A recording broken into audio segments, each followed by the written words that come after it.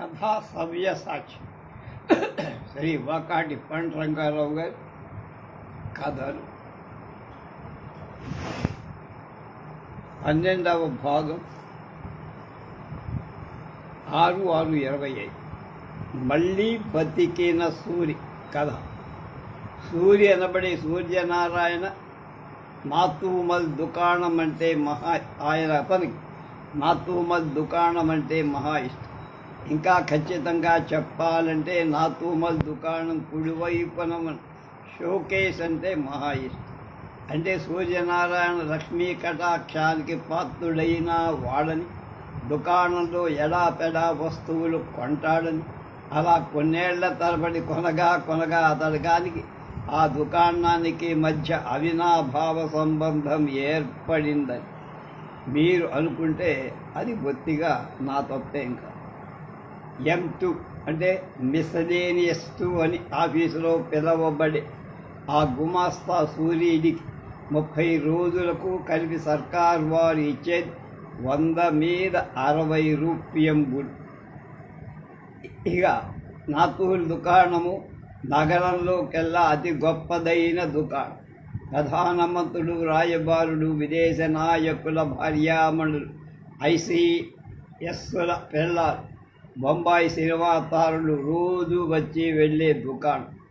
దంతపు బొమ్మలు మొదలు ఖరీదైన చీరల వరకు, వెండి పాత్రలు మొదలు వెదురు బుట్టల వరకు, 8 అడుగుల ఎత్తు ఏనుగుల మొదలు ఫిలిగ్రీ నగల వరకు చేతి పనితం చింపిల్లే వెలసిల్లే వస్తువుల నమ్మే దుకాణం అది. కాశ్మీర్ శాలువలు, మిర్జాపూర్ తివాసీలు, కొండపల్లి బొమ్మలు, మద్రాసు నటరాజులు, బంకూరా గుర్రాలు, కోణార్క శిల్ప ప్రతిరూపాలు, బేచీరలు, నగలు, పటాలు, సంచులు, ఒక్కటేమిటి ఎన్నెన్నో వింత వింత వస్తువుల ప్రతి అంగుళం విరాజిల్లే దుకాణం అది. దేశ విదేశాలలో తమ పలుకులను ఖ్యాతినార్జించిన దుకాణం.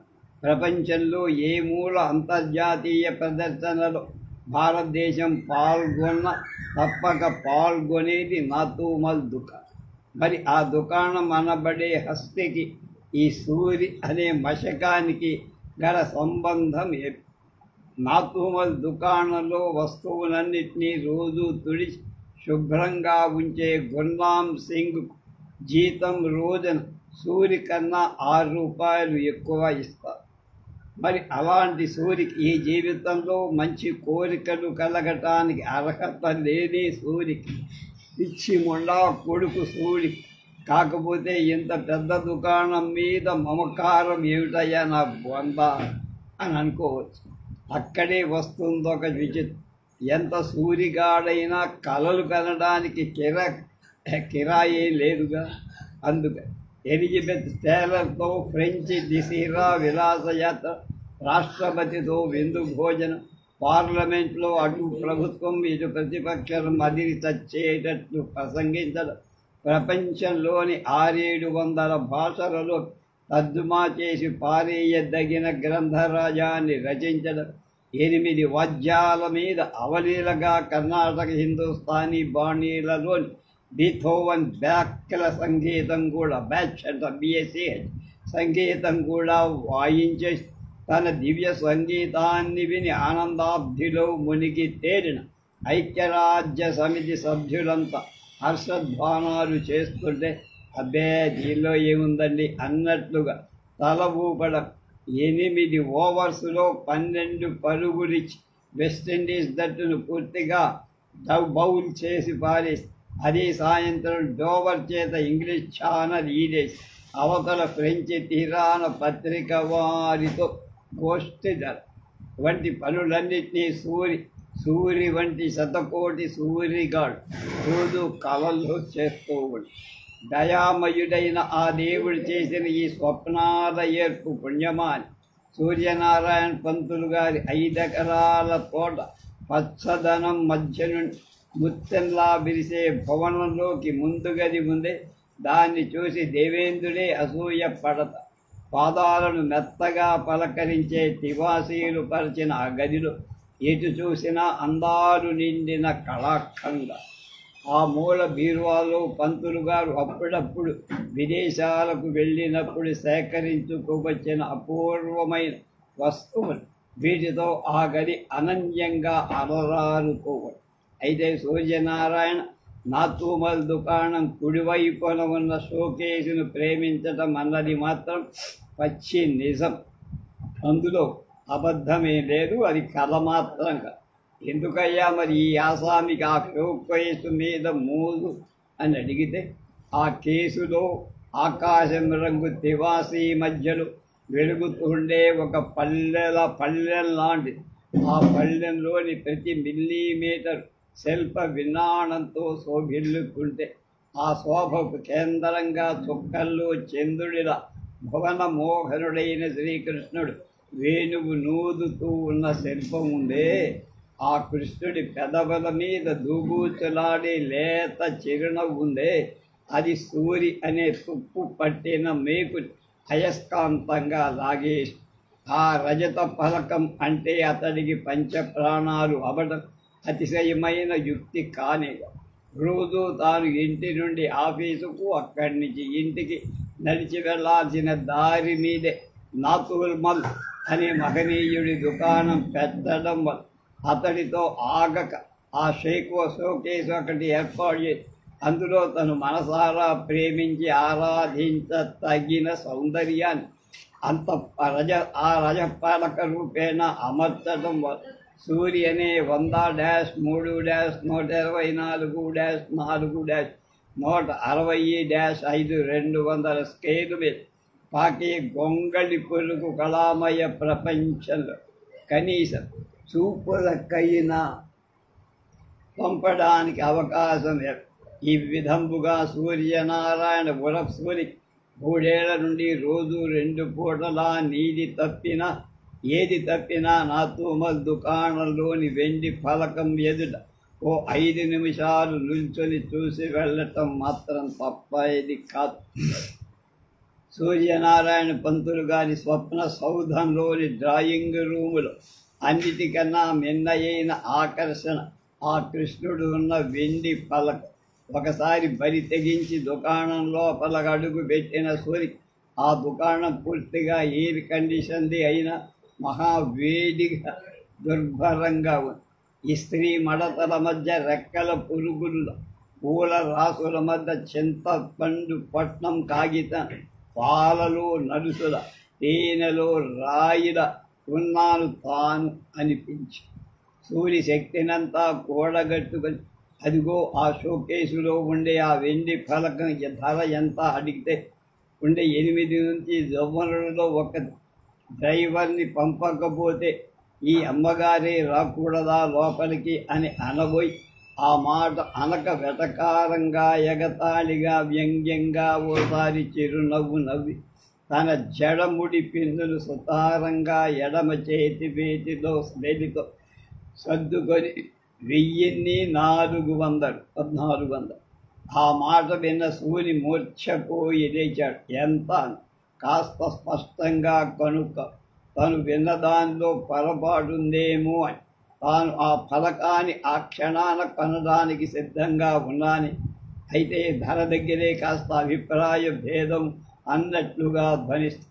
ఆ వగలాడి వగలుక సెగనెగదువ్వుకుంటూ 1400, 1400 రూపీస్ అని పెద్ద జోకు విసురుతున్నట్టుగా చివర ఓన్లీ అని నవ్వి ఆ విసురుకు విలవిల్లాడిన సూరి ఆ క్షణాన తన పాదాల కింద భూమి విచ్చుకొని ఆనాడు సీతమ్మ తల్లిన తాను దానిలో తింగిపోతే ఎంత బాగుండును అని అనుకొని అవమానంతో దహింపబడదు ప్రతి అడుగు ఒక మైలుగా నడిచి బయటికి వచ్చాడు.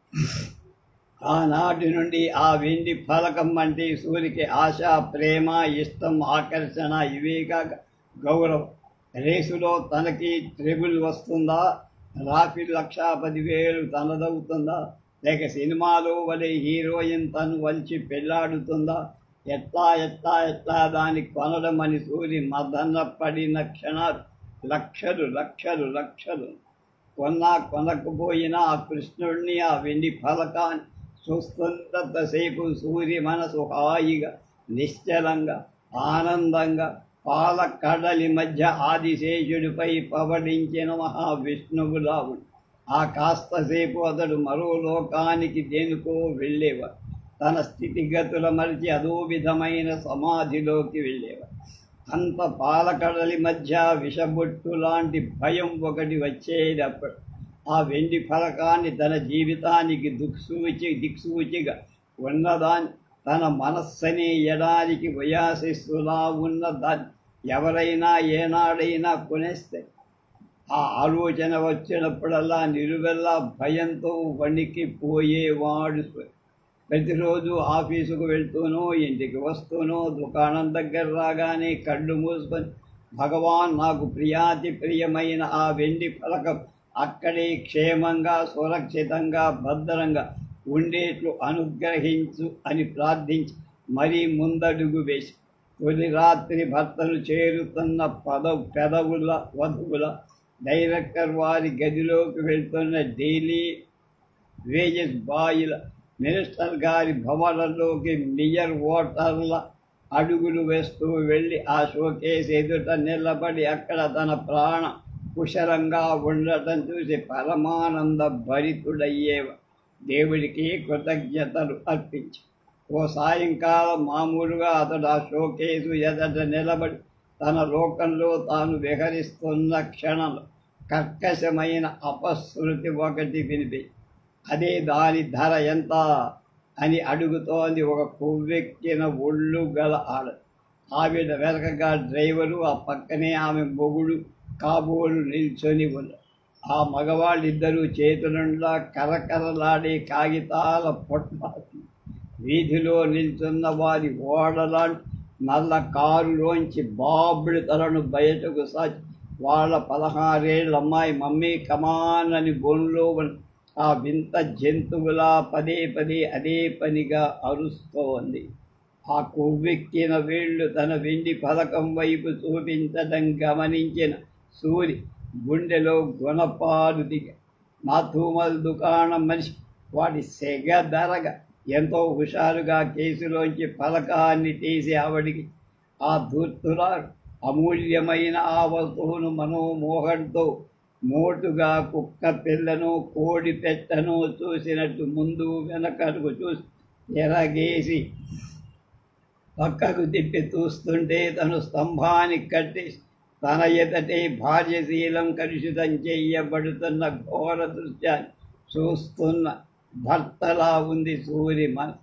ఆ క్షణాన ఆ తాటకుకి హిస్టీరియా ఫిట్స్ రావాలి, లేదా వాళ్ళ అమ్మాయి మెడ ఆ కారు కిటికీలో ఇరుక్కుపో, లేదా ఆ మొగుడు వెధ ఉన్నాడే వారికి ఇప్పుడు 5 నిమిషాల కింద కొట్టేశారన్న విషయం కూడా ఇప్పుడే తెలియదు. ఇందులో ఏ ఒక్కటి కానీ లేదా అన్నింటి కానీ జరిగి తీరాది వాళ్ళ పలకం కొనడం మానేయ అని ఎన్నెన్నో ఆలోచనలు మొదలై సూరి లోపల తను తిరుగుతుండ ఆ వెండి ఫలకం వీనికి అందటి కారు ఇనుప బొక్క లాంటి మొగుడు కళకళ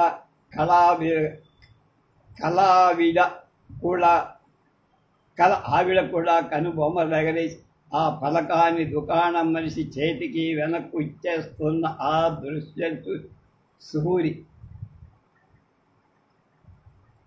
జీవితంలో మరపురాని మనోహర ఆ ఆడదాన్ని ఆమె తాలూకు మనుషులతో వస్తువులతో కలిపి మోసుకు వెళ్తున్న ఆ కారు వైపు చూసి ఎవరెస్ట్ ఎక్కిన నాట్యేల భక్తుడికి వరం ఇస్తున్న దేవుడిలో నవ్వేసి సూర్యనారాయణ మహా కొన వచ్చిందండి ఈవిడ గారు, చాలేవమ్మా, ఇంటికెళ్ళి ఆ బ్రాందీ ఏదో సేవించి మీ వారి స్నేహితుడితో నాట్యం చేసుకొని హాయిగా నిద్రపోవాలి అని అటువైపు తిరిగి హా కృష్ణయ్య, నీకీనాడు ఎంతటి గండం తప్పిందయ్యా స్వామి అని కృష్ణుణ్ణి దీవించాడు. మనసులో ముద్దెట్టుకున్నాడు, లాభించాడు, కంట తడి పెట్టుకున్నాడు, ఊపిరి పోసుకున్నాడు. తెలుపుకే ఉత్సాహంతో ఇల్లు అప్పన్న పాలవాడికి ధీమాగా సమాధానం చెప్పాడు. అప్పుడు 6 నెలల తర్వాత ఒక ఉదయం ఆఫీసుకు వెళ్తూ సూరి నాతుమల్ దుకాణం కుడివైపు ఉన్న షోరూమ్ కేసు ముందు అతనికి ఆగింది తనకు గుడ్డితనం వచ్చిందేమో అని అటు ఇటు చూశారు. బస్సులు, కార్లు, స్కూటర్లు, పోలీసులు అందరూ కళ్ళు తెరచి మూసి మళ్ళీ చూశాడు. లేదు, కృష్ణుడున్న వెండి ఫలకం లేదు. వేళ్ళన్నీ నరికేసి ముక్కలైపోయి సూరి కాళ్ళీడ్చుకుంటూ 10 అడుగులు వేసి దుకాణం గుమ్మల్లో ఉన్న వాచ్యమన్నాడు. ఏడీ కృష్ణుడేడి వెండి ఫలకం? దాన్ని నిన్న రాత్రి బిలోనా దేశపు రాయబారి కొనుక్కు వెళ్ళా అని చెప్పాడు. ఆ క్షణం చచ్చిపోయాడు సూరి. మళ్ళీ బతికిన సూరి కలలు కూడా కలడం మరిచిపోయి మనిషి లేదా శవంగా మిగిలిపోయి సై అనేటువంటి సైనిక సమాచారం అనే పత్రికలో ఈ కథ 60 ఏళ్ళు పడింది.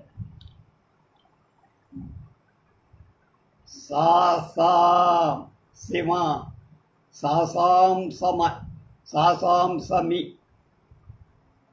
అదేదో కథ ఏమిటో చూస్తే కానీ సాసాంసమి కార్యదర్శి సాహిత్య సాంప్రదాయ సంగమము.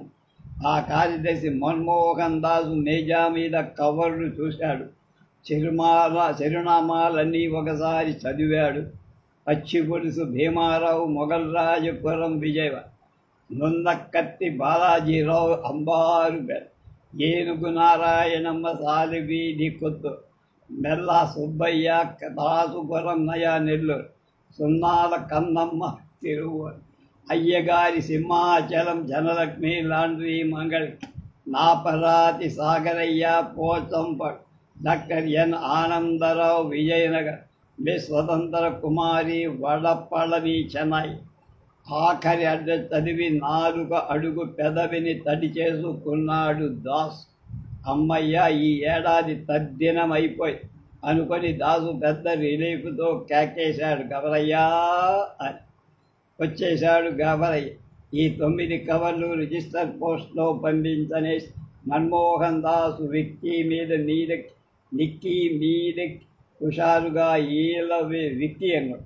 ఈలకి హుషారుగా ఈలేసుకుంటూ అజంతా వైపు వెళ్ళి కాసేపు బీరు దాసుడై ఆ తర్వాత వెంకటేశ్వరాలు ఆడింపబడుతున్న జేమ్స్ బాండ్ ప్రపంచంలో లీనమై జేమ్స్ బాండ్ విలాసంగా 5 బికినీ సుందరుల మధ్య పడుకొని ఆడుకుంటున్న సమయానికి శ్రీమతీం హరి సత్యభామయై తన భవంతిలోని కోపగృహానికి ఈడైన పడక గది హోం రబ్బర్ పరుపుల కడ్డంగా పడివ. ఎవరి శ్రీమతి అని స్త్రీ ఎవరు అడిగితే ఖచ్చితంగా కొన్ని వివరాలు చెప్పవచ్చు, మరికొన్ని అంత ఖచ్చితంగా చెప్పరు. ఈ విశాల ప్రపంచంలో కొందరు అసలు నిరత యవ్వనాగ్ని క్రోధ, వాళ్ళకి అవస్థాభేదాలుండవు. వారు వయోపరిమితులకు అతీతం. వారు సతత సచ్చిదానంద సరోవర విహారులు. అలాంటి చిరంజీవుల్లో ఒకటి అయిన శ్రీమతి లహరి సదా శ్రీమతి. ఆమెకు ఎవరో ఒక స్త్రీ అంటూ లేరా అంటే లేరని కాదు, ఒక్క స్త్రీ కలడు, బహుస్త్రీలు కాదు. లవారి నరసమ్మ గారెక్కడో పుట్టి ఎట్లాగో లహరి నరసమ్మగా. తండ్రి చిన్నప్పుడే కీర్తిశేష్, తల్లి ఇప్పటికీ ఎక్కడో కుగ్రామంలో. నరసమ్మకు మామూలుగా అందరూ అమ్మాయిల్లా మెట్రిక్ పాస్ అవ్వగానే టీచర్తో గతగాడి పేరు నారాయణతో పెళ్ళయింది. కానీ సినిమాలు, సీరియల్, నవల రాజాలంటూ చూసి చదువు మానసిక తెగ దిగిపోయిన నరసమ్మ ఆ చిన్న ఊరు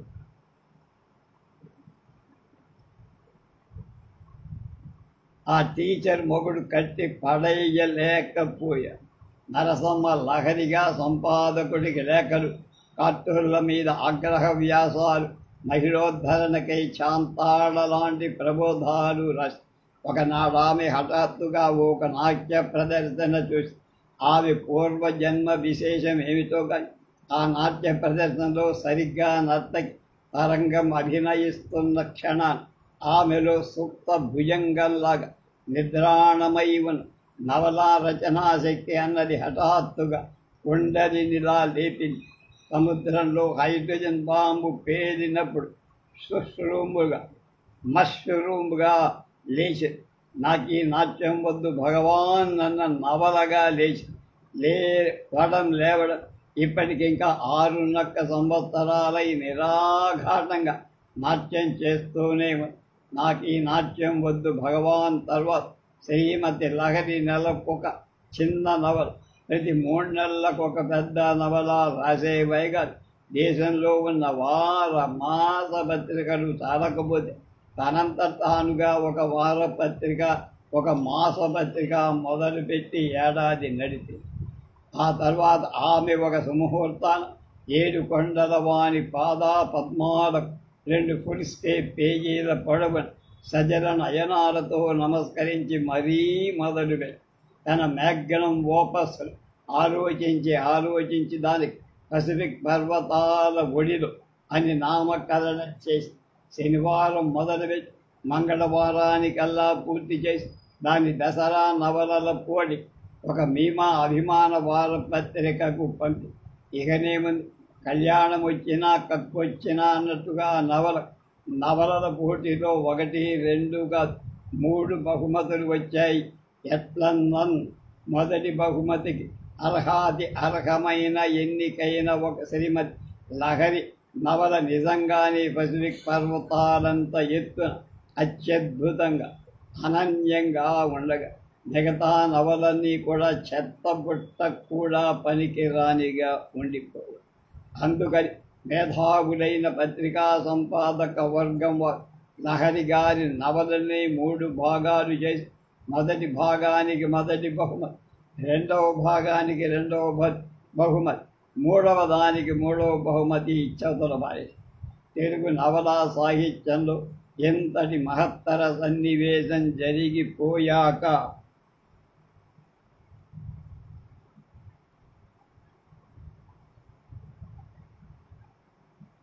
దేశంలోని సాహితీ సంస్థలు ఉండబట్టలేకపోయి శ్రీమతి లహరికి చీర మార్చుకోవడానికి కూడా వీల్లేరని సన్మానాలు చేసి ఒకానొక కవి దర్బార్లోకైతే కవి మార్తాండులు ధ్వని ప్రకాండులు ఇత్యాదయ చేసి శ్రీమతి లహరి నవలా కుల తెలకని బిర్రించి ఇక అక్కడి నుంచి లహరి కీర్తి మైదాయిలోని వియత్నాం మీదుగా ప్రాణంగా ప్రాగ్లోని జాన్ స్పలాక్ దేహంలా వెదిగిపోతుంది. అట్టి సభలో శ్రీమతి లహరి ఒకానొక సభలో కలిసింది శ్రీ సవ్యసాచి గారి హాఫ్ యంగ్ గారు. ఆయన కాంది లేదు, ఆయనకు తెలియంది లేదు, ఆయన చేపట్టంది లేదు. మధురాధిపతి రఖిలం మధురమన ఆయన జీవితమే ఒక మధుర మందహ కృషివరుడుగా, రచయితగా, రాజకీయ నాయకుడుగా, గాయకుడుగా,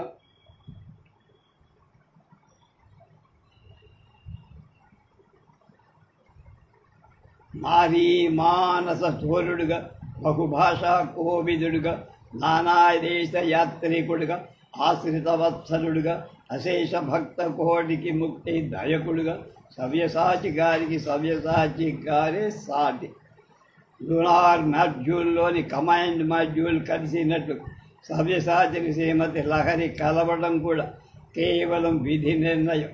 ఆ క్షణం నుంచి సాహిత్య రంగంలో వినూత్నమైన వెలుగు, కొత్త పరిమళాలు వీచటం ప్రారంభమై ఆ కలయిక ఏడాదికి ముందే కీర్తి చంద్రికలతో వెలిగిపోతూ ఒకసారి తన స్వగ్రామానికి వెళ్ళిన లహరి అక్కడ జీతాలు సరిగ్గా అందక పస్తులతో మూలుగుతున్న తన టీచర్ భర్తను చూసి జాలిపడి తనకు మేనేజర్గా ఉండటానికి ఇష్టమైతే రమ్మని పిలిచిందే తడవుగా నారాయణ ఆమె వెంటకు వచ్చేసి అతడు అంతో ఇంతో సాహిత్య గంధం ఉన్నవాడవటం మూల ప్రస్తుతానికి లహరి సాన్నిహిత్యం కూడా సమకూడటం వల్ల ఆమె నవలలకు సాపు ప్రజలు, ఆమె ప్రసంగాలు, పాఠకుల సందేహాలు, రామబాణాల్లాంటి సమాధానం మొదలైనవి రాయటం మొదలుపెట్టారు.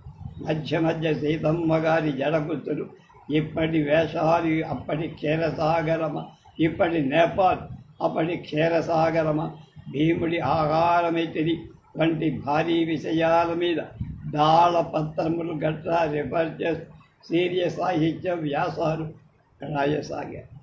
సర్వే జనా సుఖినో భవంతు అన్న ఉపనిషద్వాక్యం మేరకు నారాయణ ఇక్కడ ఉండడం అందరికీ శ్రేయదాయకమైన లహరి సవ్యసాచికి తెలియంది కాదు. నారాయణ కోరింది మాత్రమే ఉంది. ఆ భవంతిలో ఓ మూల గదిలో టెలిఫోను, ఎయిర్ కండిషన్ల మధ్య నారాయణుడి వైకుంఠం. ఇక లక్ష్మి సంగత, లక్ష్మీ చంచల అని పురాణాలు ఆది నుంచి ఘోషిస్తూనే ఉన్నాయిగా.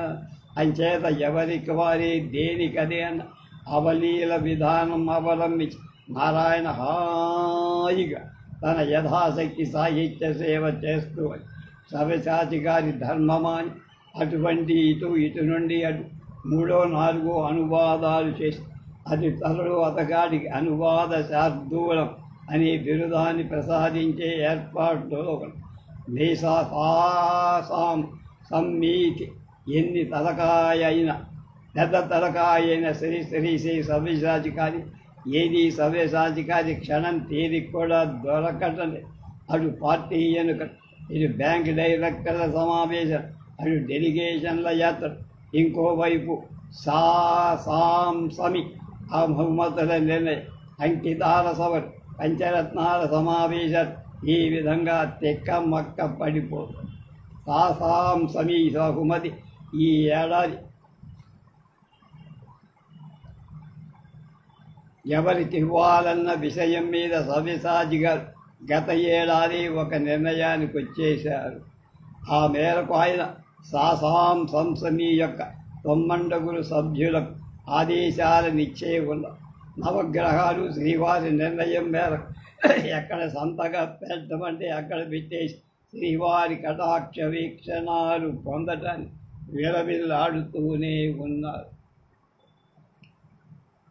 వారు ఆ విధంగా ఎదురు చూస్తున్న నిర్ణాయక పత్రాలు తపాల ద్వారా పంపించడానికి ఏర్పాటు చేశాకని మన్మోహన్ దాసు జేమ్స్ బాండ్ని చూడటానికి వెళ్ళి దాసు జేమ్స్ బాండ్ చిత్రాన్ని చూసి ఆనందిస్తుండగా లహరి కోపగృహంలో చేరి ఆమె తెల్ల చీర కట్టి పొడుగు చేతుల రవిక ధరించి నూనె బాగా రాసుకొని ఒత్తుగా తల దువ్వుకొని చేతుల గాజులు ధరించింది. మెడలో 6 హారాలు వేసుకొని చెవులకు దుద్దులు బొట్టు ఈ విధంగా కోపవేషం ధరించిన లహరి తన కోపాన్ని సవ్యసాచి గారికి తెలపమని నారాయణకు సూచించి మరి కోపగృహానికి వెళ్ళి వెంటనే విశాఖపట్నంలో తుఫాన్ హెచ్చరిక రాడార్లా పనిచేశాడు నారాయణ. 1వ సవ్యసాచి గారుండగా టకటక 5-6 అంతఃపురాలు అర్జెంటుగా తంతులు కబుర్లు పంపేసి తన గదిలో కూర్చొని ఆనాటి దినపత్రికలో ఒక ఆర్య లేఖ చదివారు. ఆ లేఖలో సాహసం మీద, ఆ సంఘం మీద సభ్యత్వం గురించి విమర్శ.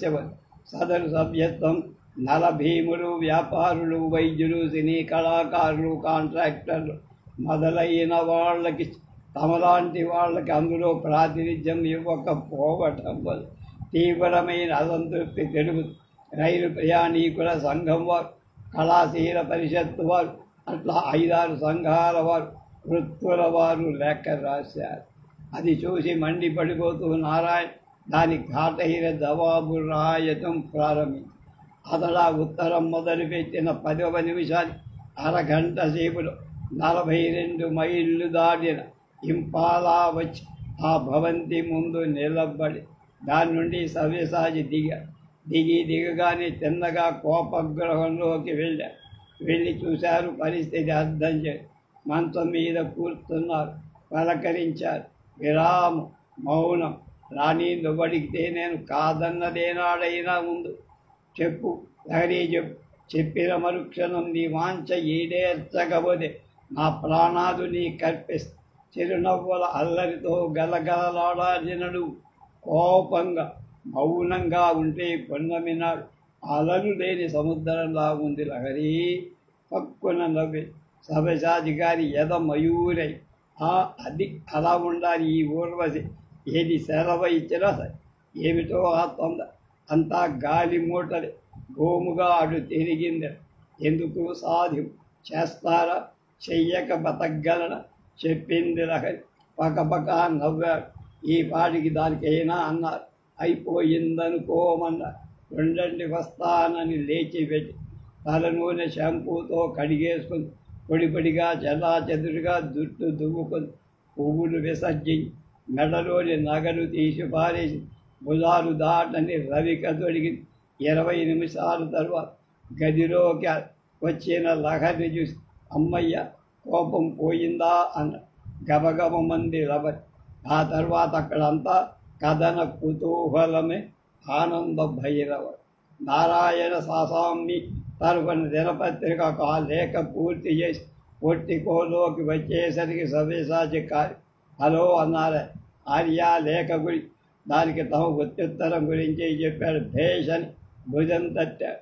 అక్కడి నుంచి సవ్యసాచి ఆ రాత్రి వేళ సాసాంసం ఈ కార్యాలయానికి అక్కడి జేమ్స్ బాండ్ చూసి తిండి తిని గది చేసిన దాసు సవ్యసాచి గారి పిలుపు అందుకుని నిమిషాల మీద దాసు ఈ ఏడాది మన బహుమతి నిరంజనాచారికి ఇద్దామంటూ సాయంత్రమే మన వాళ్ళందరికీ పత్రాలు పంపేశారు. ఎల్లుండి సంతకాలతో తిరిగి వచ్చారు. కాదు చందమ మార్ప అవును. ఈ నిరంజనాచారికి వచ్చే ఏడాది ఇద్దాం. ఈసారి ఎన్నయ్య పంతులకి ఆయన కాళిదాస చరిత్రకిద్దాం. ఇది ఆధునిక సాహిత్యం కింద. ఆధునికమంటే ఏమి? ఆనాడు రాసిన నేటికి నిలిచి ఉంది. నిత్య యవ్వనమైన ఆధునిక రచన కాక పాతదవుతుందయ్యా. కాళిదాసు గురించి ఏం రాసినా, ఎన్నడు రాసినా, ఎవరు ఎప్పుడు రాసినా అది ఆధునికమే, పురాతనం కాదు సార్.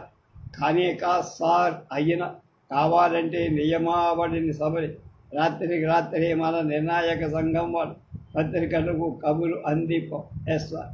నా సంతకాలు ఏమన్నా కావాల్సి ఉంటే పొద్దున 8 లోపల ఆ తర్వాత వారం రోజులు దేశంలో ఉంది. నిజంగానా సార్ అన్నాడు తన నాయకుడు ఇంత పెద్దవాడైనందు అణువణువున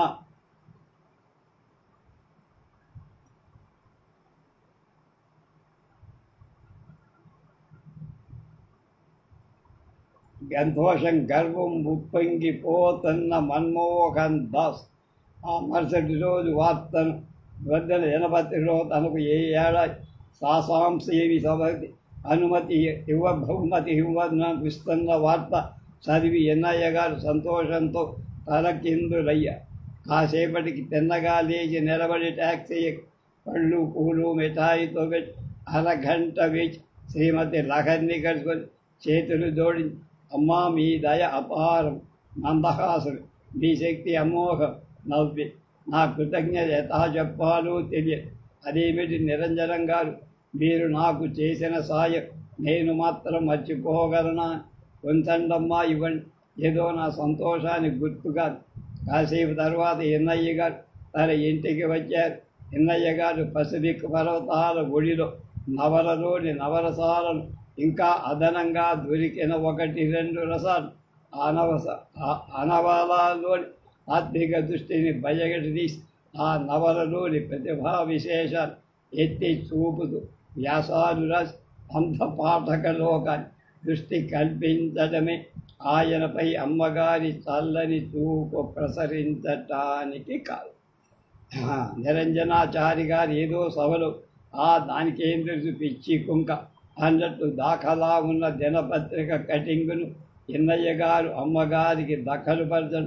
రెండవ అమ్మగారి నవలారాజ్యంలో ఎప్పటికెయ్యది ప్రస్తుతం అప్పటికా శ్లోక సూక్తులు చూపుగా చిల్లరగా ఆయన సరఫరా చేయటం. మూడవ కారణాలు ఏవైతే తన వైఖరి నిరంజనంగాడిని చెత్తుగా ఓడి వాడి ఎదట ఉన్న సిద్ధాన్నాన్ని కొట్టుకొచ్చేట్టుగా ఎన్నయ్య గారి విజయోత్సవాలతో చేతి దాకా వచ్చి కూడా ఎగిరిపోయిన బహుమతిని తలచుకొని నిరంజనం ఏడవకుండా ఉండగలందులకై ఆయన్ని తన ప్రతినిధి వర్గంలో చేర్చుకొని అలాస్కా వెళ్ళిపోతున్న సవ్యసాచి గారు కూడా విజయం సాధించామన్న తృప్తితో ఉన్నారు.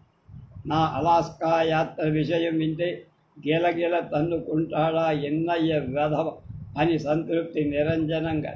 సాసాం సభ్యులు 9 మందికి ఆ తర్వాత 56 గంటలు సాసాం సమీ నుండి 2 పత్రాలు వచ్చి వాటి 2 మీద సంతకాలు పెట్టాల్సిన చోట బుద్ధిమంతుల్లా పెట్టి పోస్టు చేశారు. ఆ మొదటి 9 పత్రాలు చింపి అవతల పారేసి రెండవ 9 పత్రాలు ఫైల్లో ఉంచారు. ఇక్కడ లహరి విఖ్యాత సినిమా నిర్మాత గుండయ్య గారితో ఉలువులు ఆనంద లహరి విహరిస్తుండగా అక్కడ అలాస్కాలో 0 కన్నా 22 సెంటీగ్రేడు తక్కువ ఉష్ణోగ్రత ఉన్న అలాస్కాలో ఒకానొక సమయంలో అలవాటు చెప్పు భారతదేశ చరిత్ర, ఇతిహాసం, శిల్ప, చిత్ర, సంగీత, సభలు, కళ, గాంధీనగరుడు, పంచశీల, ప్రజాస్వామ్య, సోషలిజం ఇలాంటి పోపు మసాలా కలిపి వండిన బహత్తరమైన ప్రసంగాన్ని పూనుతారు. 45 నిమిషాల ప్రసంగం 6:45 నిమిషాలు సేపు తెరిచి ఉండటంతో అక్కడ అతి శీతల వాయు లోపలకు ప్రవేశి అప్పటికప్పుడు నాడీ మండలం గడ్డ కట్టుకుపోగా అలా తెరచిన నోరు తెరిచినట్టుగానే మాట పడిపోయింది సవ్యసాచి. 12 గంటల తర్వాత ఆయన అక్కడే హరి అన్నాడు లహరిగా. ఆ వార్త విని ఈ జంబూక దీపంలోని భరతవర్షం అనబడి భరతఖండంలో సాగితే రాబంధువు మన్మోహన్ దాసాలు రాణు దేవుడు చిల్లర దేవుడు బొటబొటమని కన్నీరు కాదు తీర్మానాలు చేశారు. మౌనంగా నిలబడ్డ స్మారక శిలా విగ్రహం నిమిత్తం ఓ సంఘాన్ని ఎన్నుకున్న చందాలు వసూలు మొదలుపెట్టి దేవుడు మన తండ్రి ఎంతో చల్లనివాడు అనుకున్నాడా. నిధి సేకరణ బాధ్యత దేవుడి బిడ్డల్లో ఒకడు మన్మోహన్ దాస్. గురువు నుండి వెనక్కి వచ్చి సవ్యసాచి భౌతిక కాయాన్ని ఒక పూల నర్పించి మళ్ళీ కులు వెళ్ళిపోయింది లహరి. నేటి సాహిత్యంలో నైతిక విలువలు అనే సీరియల్ వ్యాసావళి కీర్తిశేషు సవ్యసాచి దివ్య స్మృతికి అంకితం ఇస్తూ ప్రారంభించాడు. నారాయణ నారాయణ నారాయణ. సాహిత్య సాంసారిక సంఘమి వారి కార్యాలయం వారం రోజులు మూతపడింది. దేశం నిండా నక్కలాడుతున్న చాలు కర్మలు, శర్మలు, మూర్తులు, మండ్యాలు, అయ్యర్, పతులు ఎట్టకేలకు సాహిత్య చంద్రుడికి పట్టే గ్రహణం వదిలిపట్టేగా ఎదురు చూస్తున్నారు భయంగా. ఆశ. స్వాతి మాసపత్రిక జూలై 70లో అచ్చయిన కథ. ఇవాళ చివరి కథ సర్పదస్తుడి కథ. ప్రైజ్ ది లార్డ్ అని సర్పదస్తుడి కథ. మనోహర్ రావు చేతి గడియారం కేసి చూస్తే అది నవ్వి 4:30 అని చెప్పి ఇంకో అరగంటలో వస్తుంది మద్రాసు ఫ్లైట్. దానిలో మొగుడొస్తా. అదే మనోహర్ రావు వాడు మగవాడే. మగవాళ్లకు మొగుళ్ళుంటారు. వాడిని బాసులు. ఈ బాసుల్లో మాము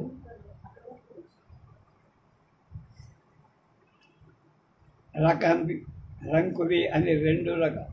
మద్రాసు ఫ్లైట్లో వస్తుంది రంకు బాసడం కావాలి. మనోహరం మనసేమి అంత మనోహరంగా లేదు.